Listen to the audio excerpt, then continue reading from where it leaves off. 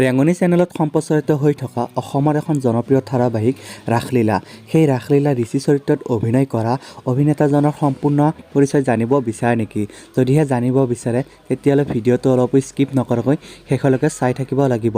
আৰু সম্পূৰ্ণ পৰিচয় জানিবলৈ হ'লে তেওঁৰ ঘৰ ক'ত, তেওঁৰ জন্মগ্ৰহণ ক'ত কৰিছিল, শিক্ষাগত অৰ্হতা কিমান, সকলো গম পাব আজিৰ এই ভিডিঅ'টোৰ জৰিয়তে। নমস্কাৰ বন্ধু বান্ধৱীসকল, যদিহে পোনপ্ৰথমবাৰৰ বাবে আছামিজ চেলিব্ৰিটি নিউজ চেনেলটো চাই আছে আপোনালোকে, প্লিজ চেনেলটো ছাবস্ক্ৰাইব কৰি কাষতে থকা বেল আইকনটো প্ৰেছ কৰি দিবলৈ নাপাহৰিব। তেতিয়াহ'লে বেছি পলম নকৰি বলক ভিডিঅ'টোৰ ফালে আগবাঢ়োঁ। ৰেংগনি চেনেলত সম্প্ৰচাৰিত হৈ থকা ৰাসলীলা ঋষি চৰিত্ৰত অভিনয় কৰা অভিনেতাজনৰ আচল নামটো হৈছে পাৰ্থা দুত্তাৰ ঘৰত মতা নাম হৈছে টুকু, অৰ্থাৎ তেওঁৰ নিকনেম।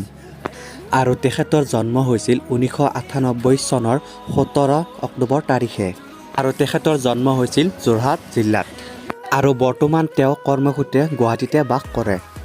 তেখেতৰ পৰিয়ালৰ কথা যদি ক'বলৈ যাওঁ, তেখেতৰ পৰিয়ালত মাক, দেউতাক, এজনী বাইদেউ আৰু লগতে এজন ভায়েক আছে।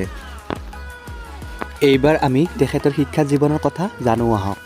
তেখেতে ছানৰাইজ স্কুলত পাঠদান কৰে আৰু তাৰপিছতে তেখেতে কলেজীয়া জীৱন ছায়েন্স একাডেমীত পাছ কৰে।